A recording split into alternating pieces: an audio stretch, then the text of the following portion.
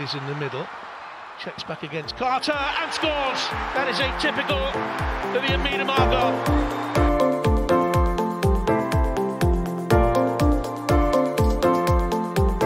Quickly gets it back again. Oh, what a goal!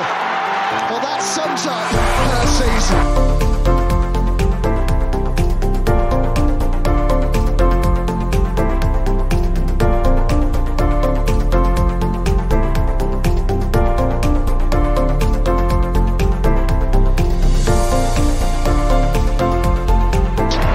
The Gunners are WSL champions.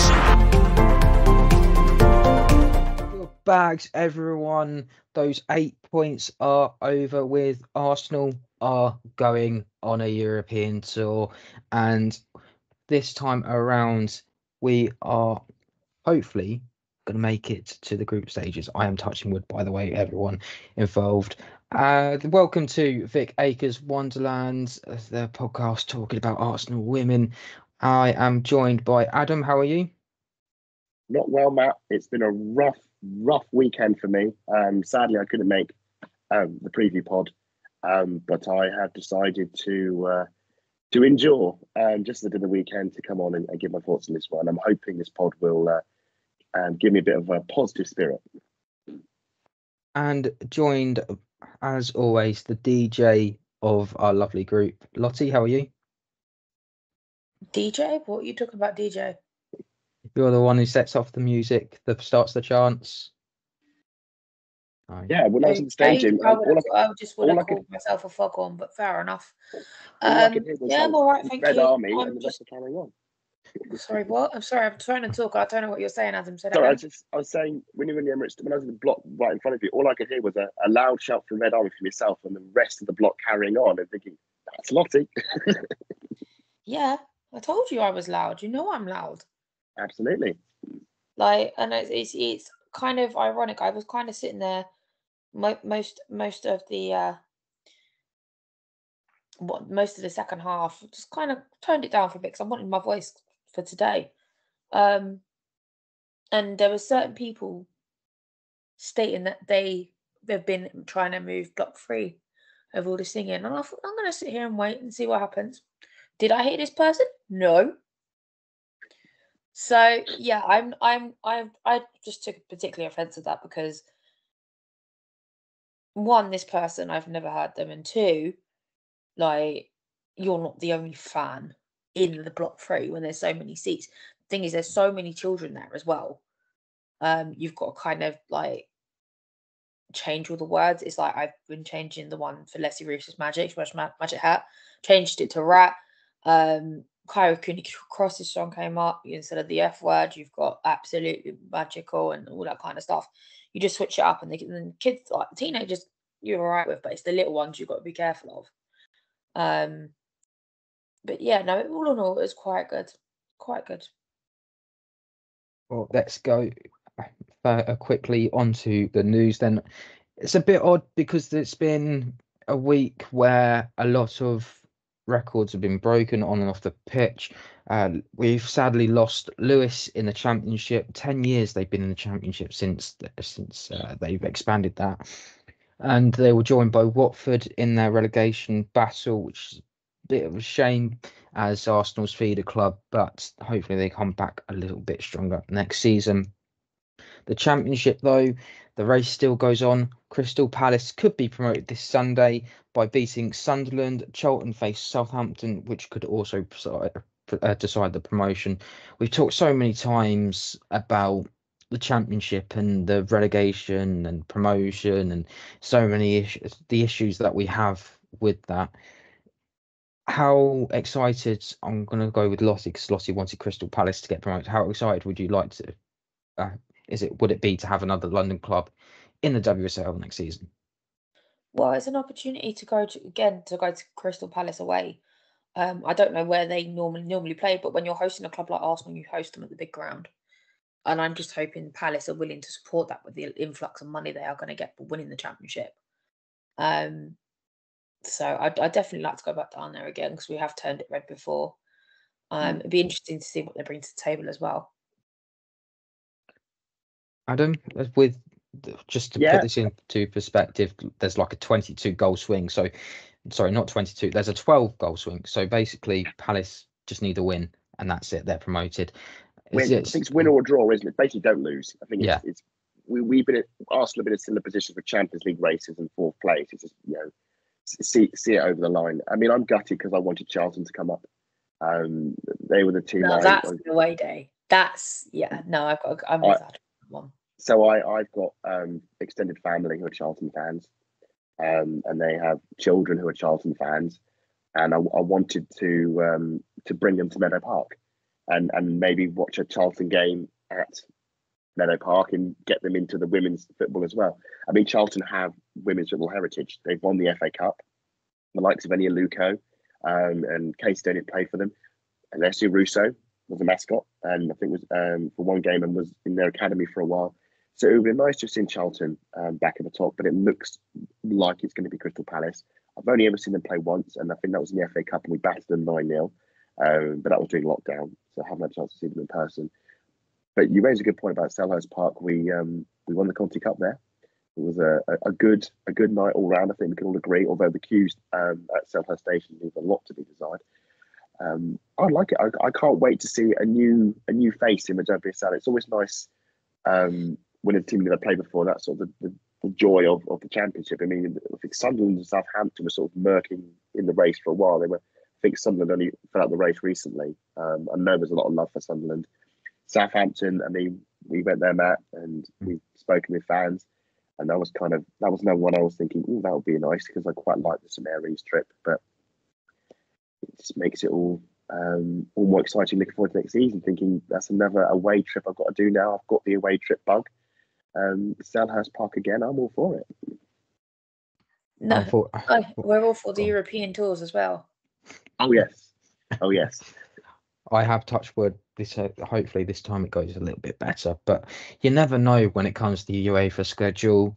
It's going to be a very, very impact season. Let's put it this way, because at the end of next season you got the Euros, so that's going to we're going to have basically a very streamlined. Just quickly, the FA Cup, I've decided to scrap replays. This was sort of decided for the men's. The women haven't had replays for a long time, but it's just one of those things that I think we're kind of grateful that we don't have replays. Imagine if we had got in that first round, say Chelsea. You raise a good point, Matt, because there's been a huge uproar about the removal of replays in the men's football. Sorry guys, the Arsenal Academy have just scored. It's 2-0. Timbers scored one, and Cosy Dewsbury's just got the second. Sorry, guys. Jolly good. So yeah, there's been a huge uproar in the press, in fans, pundits, experts, the lot, about the changes that the FA have brought in regarding the scrapping of replays. And there's a sense that they are a fabric of the FA Cup and the money that it brings in, etc., etc. But you raise a good point. Women's football hasn't got replays, and we don't complain about that. I'm not saying the FA are right. I mean, I will miss replays. Some of the great FA Cup moments have been in replays, and but yeah, it's interesting that with women's football, it's like we're ahead of the curve. Like Conti Cup, scrapping extra time, just going straight to penalties. Maybe it's the FA are maybe learning a bit on the women's side, and maybe we are influencing improvements in the men's side. Who knows? I think we'll just quickly move on. There was some issues with the FA player. So for those that had to, like me, wasn't able to get to the game, the game was supposed to be shown on the FA player. Also, Arsenal website got involved. So there was a couple of issues with the FA player. Essentially, it just wouldn't. I had a few issues eventually of not getting logged in. Even I had to put in my password a couple of times and log in. Not letting me in. Eventually, when it did let me in, I'd go and put on one of the games, and it was just a blank screen. So it's just one of those. You look at the FA player and you think sooner or later this won't exist. But have you got any fond memories of the FA player? I think one of my fondest, if I have to think about it, is during lockdown. Just being able to watch those games. It saved us during lockdown. I mean, let's be fair. It came in when we needed it, because there was a time in which the games weren't on, or I mean, we're not talking like main TV. It was live on Facebook.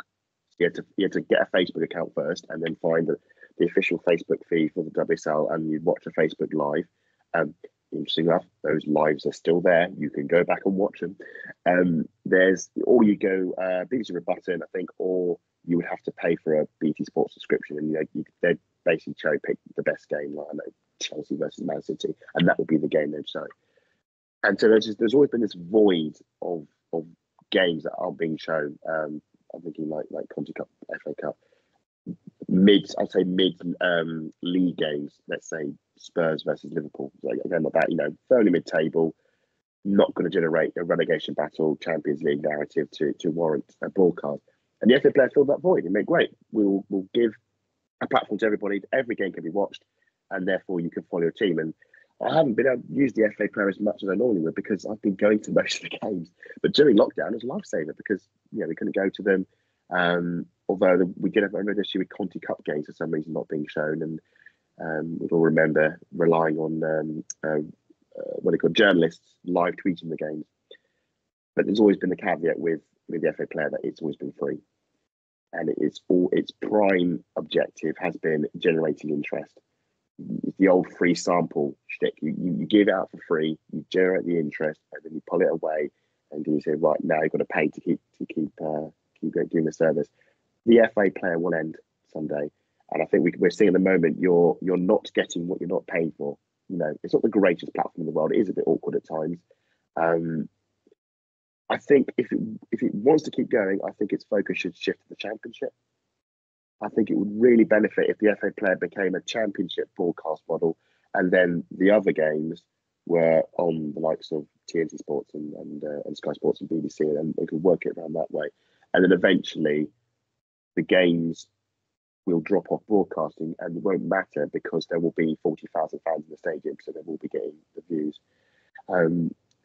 It's not been the perfect solution, but it's been good enough. And I don't think the WSL will have grown as much as it had were it not for that tool. So, yeah, it's had its moments, it's had its stream fails, but I wouldn't have been able to enjoy the Arsenal as much as I have been over these last few years without it.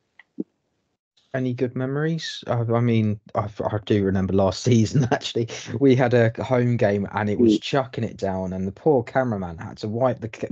Yes, the cloth. The legendary cloth. I think there's been a few moments where the rags come out, and I think there's been a few commentary moments. I think there's been a few commentators whose careers have started.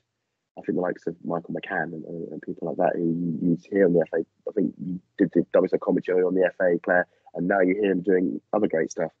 I think it's things like the frustration of the camera angles was the thing I remember a lot of, because it's always been one fixed camera. And there was no replays, so you're waiting for the highlight package later. So yeah, there's a bit of memories, not single positive ones, but I'll always be grateful for it because the alternative was nothing at all. Well, just as well as you've reminded me about the Facebook stuff, because actually the game ended up being broadcasting live onto the Facebook on the WSL. Really? Yes, so you can actually watch the second half of the game because of how the stream was working. But it's interesting to hear that, like things like that. We've got all these lives still available, and I know Facebook Live's not really used that much, but Facebook Live's been probably a saver for a lot of people because it brings them into the game, as you said, Adam. Lottie, do you think, just quickly, is with the case of being at most of the games at home that you haven't needed to use the FA player? And I've never really used it in the first place. It's like this is my second or third season. Like, I physically go to games. I can't sit at home and watch games. I never have done unless I really have to. It applies to the men's games as well. I'm always there, so I can't actually answer your question, I'm afraid. What I thought was weird was this game was on the FA player. I've been so used to the Arsenal games being on TV, and even on the Sky or the BBC. I was thinking, oh right, it's an Emirates Stadium game, but it's not being broadcast on TV. And I think The last time we had that was the opening game of the season, when in terms of an Liverpool. Emirates Stadium game not being broadcast. And that was a bit a weird one, although thankfully it wasn't broadcast. It was on the FA Player because we lost that one. Talking of memories, actually, we should acknowledge that there was a game that didn't even get broadcast on the FA Player this season because of an administrative cock up by Arsenal. So that's another no-show, but that wasn't the FA Players' fault. That's just Arsenal accidentally scheduled a game to be within the 3 o'clock blackout rule. So, yeah, peak WSL, peak Barclays. It's always one of those things, though, because you look at like the Conti Cup, there's been games that haven't been broadcast, and you're just wandering around aimlessly trying to find it, and it's just one of those that it's a bit odd. I'm hoping maybe what might happen is, I know DAZN actually have the rights outside the UK. I wonder if DAZN might eventually pick it up in the future. A lot of rights are also done in house, like Arsenal do a lot of in house streaming, but that's Arsenal do that. That's on them. A lot of clubs don't. They're not obligated to do it. It's entirely on them. And then the alternative is us all becoming honorary Southampton fans and logging onto their website to watch the Arsenal play. There are processes that still need to be put in place, even if this FA Player is reaching its end at some point. There's a lot to still resolve. So let's quickly go on to the game. Just quickly, how would you say the atmosphere was? I know, Lottie, you've mentioned already about it. How was the atmosphere? Unfortunately, I wasn't there, but you could hear the atmosphere coming through. It was fairly flat. I'll be honest with you. It was flat. Like it was just very flat. It like you try and get stuff going, but it's not Meadow Park, put it that way. Yeah, this is the problem with Emirates Stadium is unless you get an early goal like Beth Mead against Chelsea to really kick the fans into gear, you'll give it the big it beforehand, the North London Forever, the chance of the Arsenal. There is a singing section, which should be said. I think it's only one block, and they do sing just as they do in the North Bank, but that doesn't carry around the stadium. I think there is a lot for the rest of the fans of the stadium are, I don't want to say buy-in exactly, but they may be not fully up to speed, shall we say. Obviously, Lottie yourself were doing your utmost. I sadly had to sit this one out because I couldn't speak because my throat had ceased functioning. So I was having to be a silent fan, sadly. But I think you are, Lottie. It was flat. I think the game itself reflected that.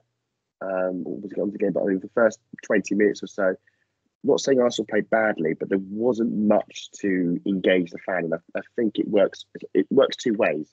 I think at some point, yes, you want to inspire the players to go, but at the same time, that the players have got to give you something to cheer. So I think it was a mixture of both. But I wouldn't say it was like a toxic atmosphere. It was just probably one that was just sort of smouldering and waiting to take off. It is a bit odd to hear that because the game, the North London derby, the stadium was basically all in sync with each other, and it was very loud. You could hear it through watching it back, and it was absolutely fantastic. And just to hear that it's just died down. Is that the sort of end of the season, or was it just the last? I think it's probably a mixture of stage and acoustics. I think it's a mixture of, you haven't got the entire fan base singing in unison just yet. I think we need more Lotties, basically. We need a Lottie in every single block to get the chance going, because it will start. I'm going to have to completely disagree with Adam there. You can't compare a Leicester City game to a Tottenham Hotspur game. It's just not going to happen. The Tottenham Hotspur fixtures for neutral fans are our biggest fixtures of the season, and that's where the people will turn up. The songs cross over. During that, you do not hear the women's songs unless it's from the red and white or the people who are there at Meadow Park on a regular basis and know the words and can hold the tune. Unless you're that person, you sing the neutral songs. And I think it's also a case of how many times can you say, "What do you think of Tottenham?" Well, for people get annoyed. What I noticed was where I was sat. So you would instigate a chant, like we got McCabe or Red Army or so forth, And you could hear the chant carry through, because I could hear it in the block next to me, so I could hear the chant carry through. But it wouldn't carry on. There was nothing to sustain it.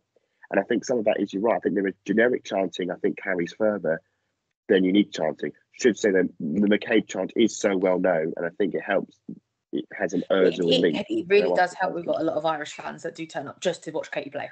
That does help. Yes, that's that massive, does help. And they're gonna know that help. song. One of the girls I was chatting with, she's actually a Chelsea fan, but because she likes watching Katie McCabe, she comes to Arsenal games. But she's not one of these biased Chelsea fans. Like, she's level-headed. She was wearing Arsenal gear. She's an Arsenal fan in disguise. I will say that, without naming names. But yeah, there's a lot of people who follow Katie over in Ireland do come to our games, especially in my block. Usually, I know the girls that have been in front of me all season are definitely Irish. I think you raised a really good point there, Lottie, because what's been said a lot about women's football is a lot of the people who go to games aren't there for the Arsenal; they are there for the players. The fan base in women's football is I mean, I'm an Arsenal fan. I'm not a player fan. I'm an Arsenal fan. But there are plenty of fans who are, as you say, McCabe fans, and are going to the Arsenal not to support Arsenal, but to support McCabe. So are they really going to sing chants about Steph Catley or Alessia Russo or Beth Mee? No, because they've got no attachment to them. The same with Arsenal. It's Arsenal chants. So I think there's enough intent to improve the atmosphere, but it's finding a way of engaging I think it was 40,000, for just over 40,000 in the end, to do it. And I think that will be the next stage in our evolution, shall we say. We've got Meadow Park rocking. Meadow Park used to be a library. When I first used to go there and you watch about the old clips, the North Bank, it was just basically one fan and his dog, and a few other scatterings on the railings. It's an animal when you go, especially under the lights. It's a living, breathing animal, the North Bank, and you hear it, and it's getting that consistently to Emirates Stadium. That will be the next challenge for our fans. We'll just quickly go on to line up. So Manu Zinsberger in goal, Emily Fox, Leah Williamson, Steph Catley, Katie McCabe, Beth Mead, Victoria Plover, Kim Little, Caitlin Ford, Alessia Russo, and Stina Blackstenius. So people were suggesting it was 4-4-2. It could have been 4-2-3-1. You never quite know with these because some of the apps like to change their players around. But it's always nice to see something different. A lot of people have been calling both Stina and Alessia to be starting. How are you both reacting to the starting lineup? I was pretty well. I was okay with it from the Stina Russo perspective. I was all for it. I was really impressed with what I saw. The Bristol games felt great. More of that. The question mark was Steph Catley. When we worked out that Lotta wasn't playing and neither was Kadina, we understood that Lotta's had an injury issue and that's why she was out. But it was interesting to see Catley start at left centre back. She usually plays there when there's been an injury crisis. So it'd be interesting to see how she would have worked in that position.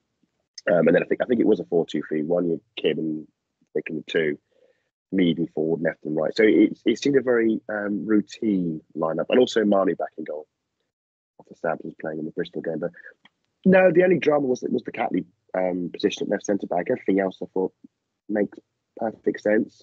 Should be okay for the win. No, I was happy with it. I was quite content with it. The bench just looked a bit better for me at this point, I'll be honest with you. Especially with Frida back on it. I think that was my ideal situation. He sounded positive, as I said on the last show, it sounded positive that she might get minutes, but we didn't know. But I'm sure we'll get on to that later. And Viv as well. Viv on the bench as well. Yeah, we know Viv's been coming back for a while, but my main thing was Frida after what happened at the Carling Cup final. So just go into it. There's a bit of yo-yo in between both sides. It was a very end-to-end until the 27th minute. Beth Mead playing a small ball to Kim Little before finding Caitlin Ford, and then Ford plays a through ball to Beth Mead, who chips it over to the on-rushing Kopp in goal. 1-0 Arsenal. I love this goal. I really, really like this goal. It's one that I think it's a. People say like no, like the Arsene Wenger passing and moving. This is what I've been crying out for this Arsenal team to do, because too often, especially against low blocks, we storm up to the penalty area and then the brakes slam on. 6 players are all crowded around each other, and we're trying to do tiny ticker-tacker between a packed defence, and there's no movement. Everyone's stationary. This was passing and movement. You had Katie Ford bending her run. You had Mead making a run, not to get the pass, but to get the future pass.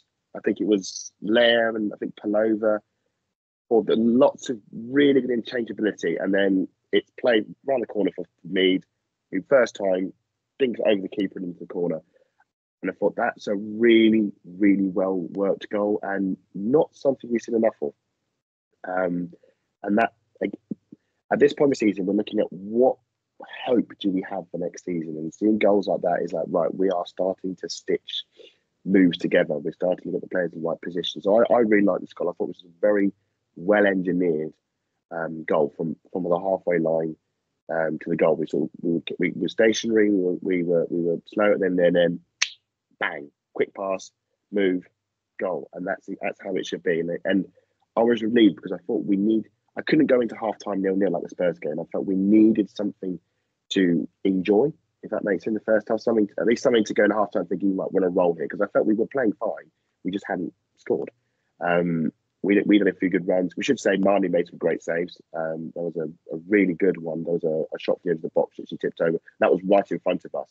And that was full length Marnie. So fair play. It was a really good save. But I felt we were well in it. And then the goal came and thought, yeah, we can get our stride. Just going into slowly the triggering into that first half, it's just towards that first half again. Adam, you sort of touched on it. Then it's been a bit difficult with the game.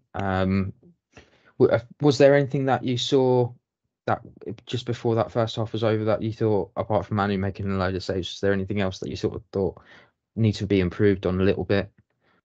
I think it was just we got the goal. We didn't obviously extend our lead. It was just an element of security at the back. They had a few breaks on us, a few counter chances. There was one where we thought the ball had gone out of play, and play went on. So there's an element of us sort of switching off there. And I was thinking, I don't want us to gift Leicester a route back in. I think back to the West Ham game where we were on top, we were absolutely fine, and then we gifted them the win, and it was ruined. But I was happy with the performance. I just feel we needed to probably just crank it up just a few more gears, and we'd be absolutely fine. If we kept things tied to the back, didn't do anything stupid. Marnie was made it was 2 saves in the end. Yeah, it's fine. It's fine. I've seen us play worse in the first half. I think back to the Liverpool game and the Villa game when I'm sort of watching between my fingers. But no, I was happy with what I saw. Yeah, I just looking at that first half, very end to end, something that I quite enjoyed. The goal, as you said, is a very similar to Arsenal's reign at the club, just short, simple passes. So what we've been crying out for all season, every time we do play against those blocks, it's short, simple passing. Instead, someone's waiting for the right movement, the right place. By that time, everyone's back in position, and it's too late. That it did feel like it could have quite easily been a 2-1 or 1-1 at the break, but we've kept it quite. That was the fear. If it went to 1-1, that's the bit I'm thinking. I want us to be. This was the last Emirates Stadium game of the season, and I think we had to leave this game on a high, especially after learning that Spurs and Manchester United had drawn 2-2. So we knew the deal was win, and we can get our passports ready. So we just want a good performance to sign off what's been. Well, I think we'll get onto season review maybe in the future and in the future pod, but sign off the season at Emirates Stadium at least in a good way, and that was the main focus. And yeah, got to half time, thought enough to build on, some good moments, but a bit more tweaks, and we should be absolutely fine. with that in mind, then we'll go on to the second goal, which was, it's very unusual. You see Steph Catley playing centre back and going, you know what, I'm going to go on a run here. And Yeah. it was absolutely brilliant, because I think some of my favourite memories from games, whether it's a men's game or women's game, has always been centre half going, you know what, I'm a little bit bored, or I need to do something. So they just bomb forwards and then create something out of nothing. So Steph Catley she's bombed forward. Before part of playing the ball into Stina, the ball's bounced a little bit, but it's still managed to get into her pass. So she's managed to get past the Leicester defenders, a little bit of luck, and then plays a short ball to Stina, who's waiting on the edge of the box. Russo. I've got it as down as Stina who scored. This No, is sorry. Russo. Yeah, sorry, I got the This wrong is the goal player. that Russo scored. Stina, Sorry, we should yes, just clarify. Stina had gone off by this because Frieda had come on. That's what I haven't done. I haven't got the. Yeah, I haven't so put down the subs. That's my bad. We'll get that to in a minute. Okay. Yes, so the pass was to Russo. Let's try that again. Steph Catley goes bowling forward. She sees Alessia Russo in space and plays a short ball to there. Alessia then has the shot. Bear in mind, she hasn't been closed down at this point. She's got a lot of space. And she just shoots into that bottom left-hand corner to make it 2-0. Fantastic goal, and it was great to see that we've got Steph Catley joining in with the goals and assists. Absolutely, great assist by her, great individualism by her. I was mentioning about the Frieda sub. So the second half, we'd improved a bit. Fox was getting a lot of joy on the right. I think she had a really good shot saved. And the good thing is where I was sat, all the action was at my end of the pitch. So I've got the prime seat of hopefully where the second, third, how many goals will be. We're going to be. There's a bit of a precursor to this goal because Leicester persevered with trying to play out the back, which is admirable. But Arsenal's high press was working really well, and there was a moment really early on, in the previous phase, they tried to do it and they got swarmed so quickly, the ball in about a few seconds went straight back up and it going out for a goal kick. It was blocked and out for a goal kick and they had to start all over again. So Arsenal had sort of worked out the Leicester way of playing out. They try to play out here and the defender goes long, and it just credits Steph Catley that she reads the pass. It's going to a player in the midfield. Steph Catley reads it, steps and intercepts it and counter charges. And this is it's all about the idea of when you get the turnover, don't recycle possession, go at them because they're on the flat foot. They are preparing to build and go forward. You've got the turnover and you've got them on the wrong foot. Steph Catley goes through. I'm sorry, the Leicester defence here is pathetic. It's a 50-50. You have to win your 50-50. You have to win that chance. Steph just mows straight through her. And suddenly, Arsenal have got numbers in attack. I was a bit surprised by the sub, actually, because I actually thought Russo would have come off and Frieda would have come on, and you would have had the Stina-Frieda partnership. And I've always been a bit apprehensive about Frieda and Russo. I've not thought that was a combination that could work, but it's something obviously Jonas wants to persevere with. What it did mean is that Russo was shifted from the 10, which, if I'm brutally honest, I don't think she was as effective in this game as maybe she was in the Bristol game, but she was shifted to the 9 and she was in the right place to take the Steph Catley ball and just sweep it into the bottom corner. The Leicester players were swarming but couldn't get near her. It was really well worked, really quickly worked as well. The quickness in the transition, not stopping and playing the ball back and returning. No, we're going to go straight at them, straight through them. I'd say like a knife through butter. And yes, it was sort of, I would not say party time, but it was just sort of a reconfirmation that yes, this game was going to go our way. And I think if there was any sort of lingering anxieties in the crowd that it's 1-0, anything could happen, it's like, yeah, Arsenal got this. Leicester haven't had a sniff in the second half. It's been all Arsenal. We've got the second goal. Let's enjoy ourselves. I think it was at 70 minutes they scored. Was it 72? 74th minute. 74th minute. You've got about 15 minutes left. Enjoy the afternoon. So just before that last goal, Frieda Marlin did come back on the pitch, as well as Vivian Miedema, Laura Weinreuter, Leah Kadina, and Chloe Lacasse, but the two biggest cheers were obviously for Vivianne Miedema, who's been a bit 50-50 with injuries this season, and the fact Frida Lenhards morning coming back onto the pitch for the first time since the Conti Cup. I'm amazed she's back so quickly. And I think fair play to the medical team. I was convinced that was her season over. I believe she's been fitted with a device that monitors her heart, which I think like Christian Eriksen I think have got as well. So it's quite normal. I was amazed that she was back after it's been a few weeks now. It's gone rather quickly. But fair play to her. She came on and looked absolutely fine. Played reasonably well. Joining with the attacks. Good passing, sustaining the possession. So, no, really good return for Frida. Would have loved it if she'd scored. I mean, it would have been a great way to cap off the afternoon. But really positive to see Frida back on the pitch. Hopefully she can have an impact on the season before the end. And Miedema as well. I think every fan was hoping Miedema was going to score. And she did have a few chances. There's a few moments you thought, if she got connected with that properly, if she got she made that effort work, could have been a comeback goal or a return to fitness comeback goal. Wasn't to be, but really good to see them both on the pitch.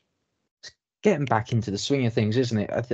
No offense to these sort of teams, you don't want to have your comeback against, say, and Emma Hayes' Chelsea or Man City, for example. You want to take it easy where you can sort of build if you're a forward. Perfect game. It's the perfect game to do it, and it's last Emirates Stadium game, and you want to give everybody that Emirates Stadium game. I'd say Laura Beanwright is a classic one. She hasn't had an Emirates Stadium game since she did her ACL at Emirates Stadium against Wolfsburg. And I think her sub right near the end was another really good moment for her. Gives her another. I don't think we're going to see her start a game. I think it's probably going to be subs from here on in, but really good that she's getting minutes. There was a lovely piece in the programme that talked about recovery. So if you've got the programme, make sure you give it a read. Another good substitution, a good sub moment. And the narrative of the game meant that we could do that. We weren't in a position, say, with the Aston Villa game where we're panicking and we're chasing down a result. We're in a position where the game was 2-0 at this point. There's obviously the third goal to come. But we were in a luxurious position where we could afford to make these substitutions and not have it risking the result. With that 74th minute goal from Alessia Russo, not Stina Blackstenius, as I've said, I do apologise to family to Alessia Russo. Again, this is just me. As a Russo fan, I am always going to intervene on that one. I'm sorry, Matt. No, it's fine. I believe she's up there now for she's on 5 Emirates goals now, isn't she? She closing on Kim Little. Yeah, well, she scored one for Manchester United, obviously. We won't forget that one in a hurry. No, I think this is for Arsenal. Yeah, she's got a few for us as well. She Aston Villa, 2 against Chelsea, and 1 against Spurs. Yeah. In fact, this is one a few times she's actually scored in consecutive WSL matches. I think it's showing that it's probably taken us longer than we'd hoped. Let's be real about it. But I think we're maybe Russo is starting to get in sync with the rest of the team, and she's getting herself in that position, and she's scoring instinctively in that position. No, she's not. When that break happened with Steph Catley, Russo wasn't hanging back she was making that forward run beyond the defender. She was there to sweep home instinctively, not take a touch and look around. No, she was behaving like a 9, which is what Jonas wants of her. So I think it's baby steps, and we could have setbacks on the way, but maybe we're seeing the signs of what Russo's going to offer us next season. You have touched on a good point, though. You do look back on some of Jonas's signings. Obviously, that first summer that he didn't really get a signing. So the likes of Hafieli, Laura as well, that are some of the players that have had to come in, especially when it comes to those January windows, they've had to make an instant impact. Otherwise, it's not going to work. And this is why I always say you kind of have like a season for those new signings, because you don't know how it's going to turn out. It's bonkers. It's bonkers to assume that a player will kick. I mean, the exception to the rule is I'll say the men's side, Declan Rice, and which is almost, and that's because he is exceptional. or let's say Erling Haaland at Manchester City. But most players, like in the WSL, I mean, Sam Kerr was naff for the first half season she came in at Chelsea. And it took a while before she kicked on and became the brilliant striker that she was for Chelsea. I remember Laura Wienreuther watched her against Birmingham City when we won 4-2, but she had two really bad defensive moments. I was thinking, you know what have we brought here? You know, and then next season, and obviously until she was telling the ACL, we thought, yeah, she's absolutely fine. Yep, slotted in, brilliant, absolutely fine. I should say though, again, talk about exceptions though. Emily Fox, who was obviously player of the match, she is a player who has settled in rather quickly. So it does happen. It's a rare occurrence, and it's a joy when it does. There was a moment where she actually got dispossessed in the halfway line. And you go, oh, there we go, counter charges on, sprints back, wins the ball, and then launches an attack of her own. You're thinking, yes, she's in. She's in. She is part of the furniture now. She's fully settled. I was speaking to this to fans after the game. I was thinking, remember when we were sort of thinking, you know, Noah Marriott, why isn't she playing? Katie McCabe's at right back. And you see Fox playing, it's like, yeah, I get it.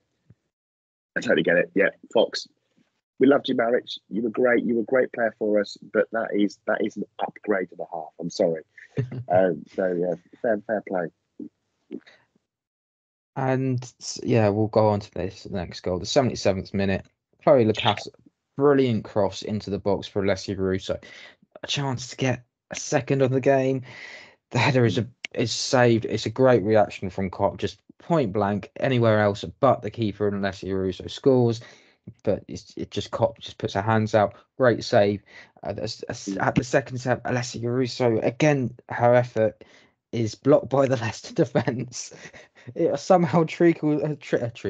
It just sort of slowly rolls towards Beth Mead, and she just goes, right, I'm going to smash this in. And again, it's Beth Mead doing Beth Mead things where she's in the right place at the right time, and you're thinking you're getting into form at the right time now.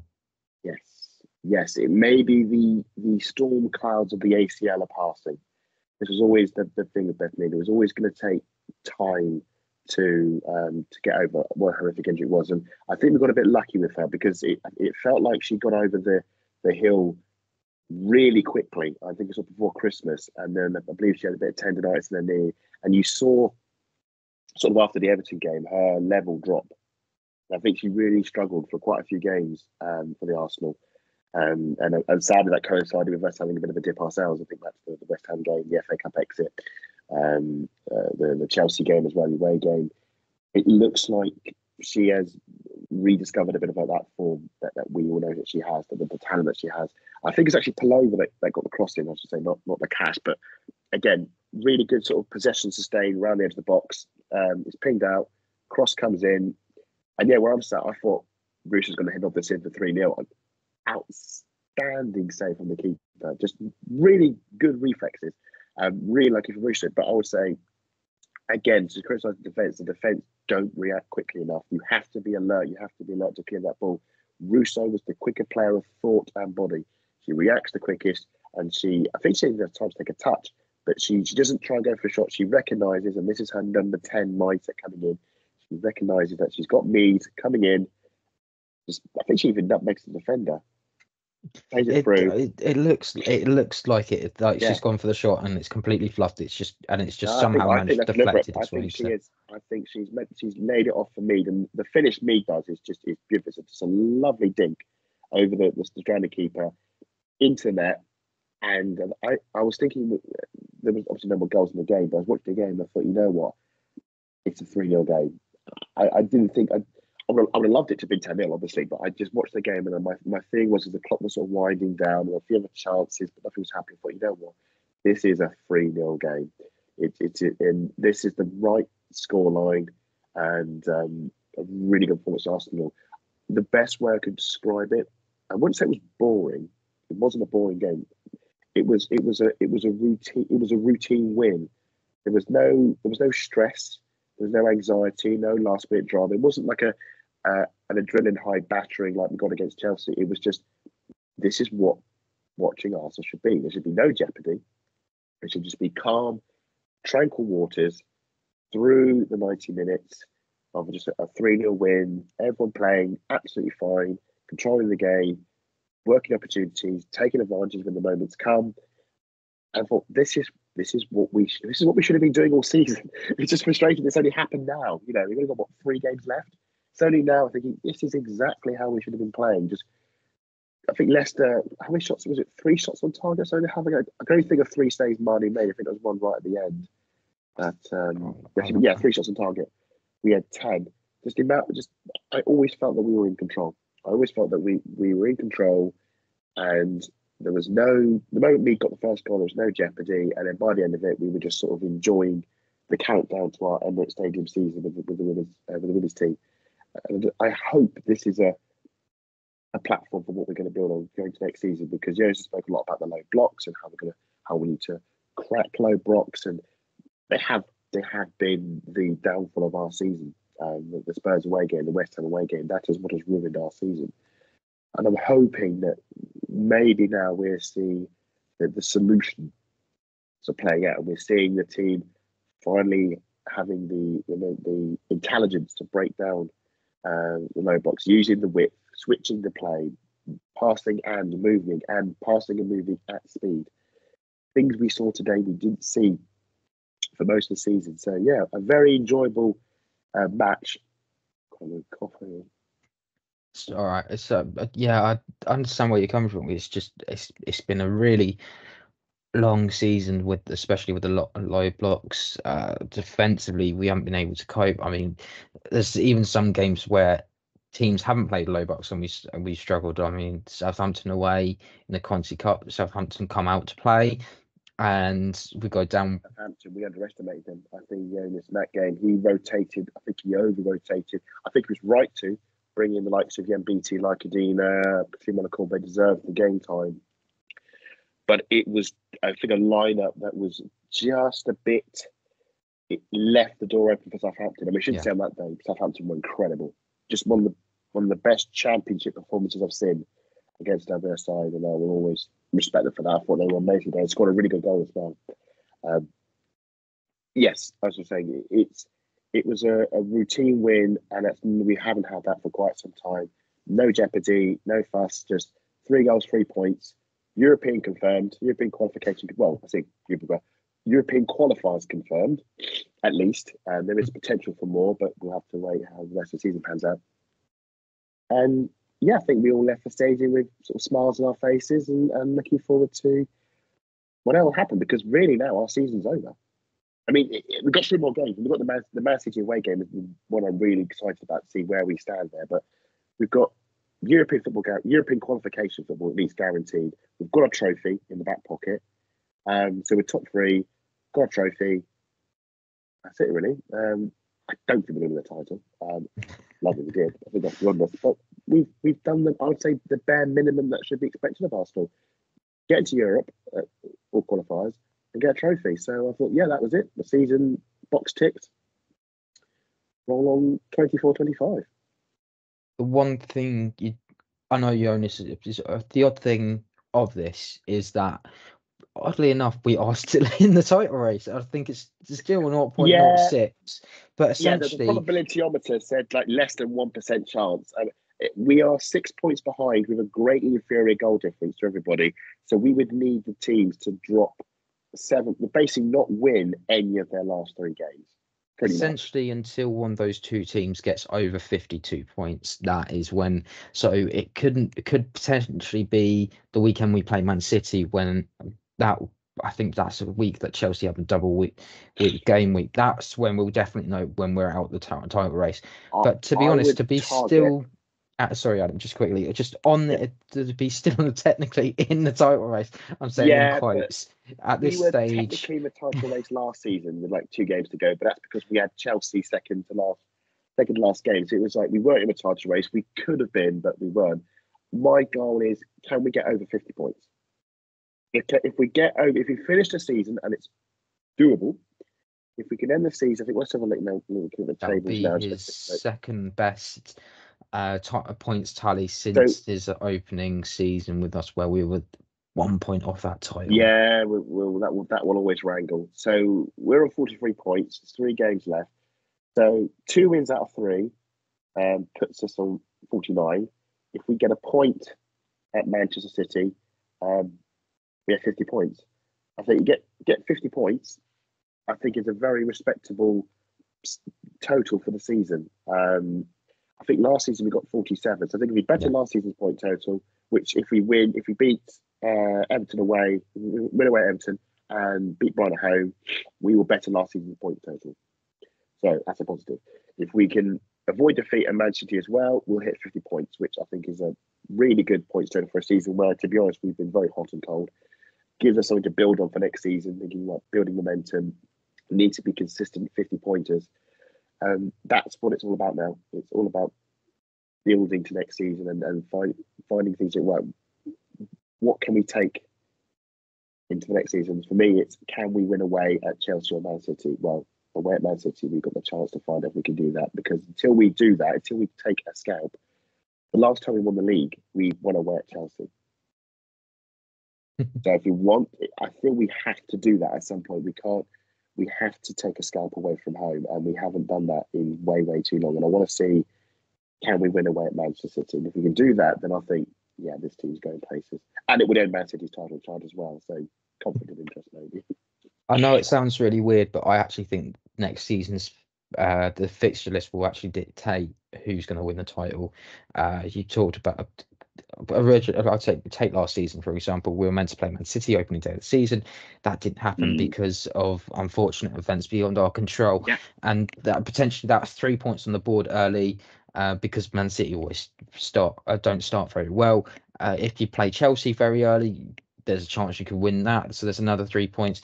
It's just one of those that I think we're going to have to sit and wait for the fixture list to find out what's going to happen. You have to look to Jonas' first season. We had Chelsea and Man City in our first, within our first 3 games of the season. We won both of them. We caught them when they were at their coldest. There is an element of that. But at the same time, though, you have to be a team good enough to not rely on the circumstance of the fixture list and the time fixture list. You have to, you can't just rely on playing teams at a certain time day. You want to beat them at their best, because that proves you're even better than them. Otherwise, they'll say, well, you played them when they were running cold, and that's why you won. No, we have to be ready to play them, in the snow of December or the sun of May.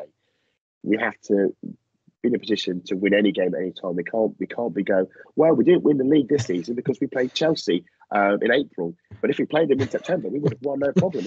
No, that's not how it works. That is very true, but let's also point to the fact that we were expected to beat West Ham, and it completely went out the window. This is the other thing. It's not just getting a big scalp, because one of the things the voice over Jonas has made us much more competitive, at least in the home games against Manchester City and Arsenal. We've done very well at home against them. But it's the Birmingham City away. It's the West Ham away. It's the Spurs away. Liverpool at home. Villa at home, I can caveat because of the injuries and so on, but lots of really daft results which just make any league title challenge impossible. The moment we lost away at Spurs, that was it, pretty much. And that's annoying, because before then we were well in the run. If you look at where the season's panned out, if you could reverse the West Ham and Spurs results, we'd be well in the race. That's where the season was lost. Those 2 games in a 4-game WSL sort of run or pull of games, just either side of Christmas, that's where the league title was lost. And that's what Jonas has to make sure. And that's why I thought this game against Leicester was a case study in how do we A, manage the game, B, make sure we create the chances and take them, and also don't do a stupid, like Villa away when we gave them 1 goal from their only chance. And I thought we did that. Well, just quickly before we go then, where can people find you, Adam? You can find me in a few places. You can find me at Adam Salter4, and you can follow the Arsenal Women Archive, where we'll be posting throughout the off-season plenty of clips and highlights from Arsenal women matches of yesteryear, so 2011 WSL to the present, and a few other top competitions. and a few really early FA Cup finals. Do keep an eye out for them. So you can find that at the AW archive. We're over 200 followers at the moment, and more following every day. And I do hope if you are watching it or listening to this pod and you have followed, I hope you are enjoying it. This is a means to try and educate fans who maybe had never got a chance to. We were talking about the FA Player. So many games people never would have seen, either because they weren't fans at the time and they've recently jumped on for the Euros or the World Cups, or because they were never broadcast. And obviously the highlights have since disappeared into the ether. So this is a chance to have a bit of nostalgia and look back at the time when Meadow Park looked vastly different to how it does now. You can follow Lottie at AWFC Lottie _ Lottie even. Let me try that again. You can follow Lottie at AWFC _ Lottie. Took a while to do that one. You can also follow the pod at VAW Pod. You can also, we're on YouTube, Spotify, and Apple Podcasts. So don't forget to like, share, subscribe, and Matt, look forward to Lottie _ AWFC. Got it the wrong way around. You got it right. Yeah, Lottie at Lottie _ AWFC. Do if you wish for Lottie. But as you're saying, Matt, do like, comment, subscribe, ring the bell, etc. And for whatever reason, if you want to follow me, you can follow me at MattLR28. This has been a Vic Akers Wonderland, and there's only one thing to say. We're on our way to Europe. Pack your bags, pack your passports. You may need your visas depending on the year, but the most important thing is we're on our way to Europe.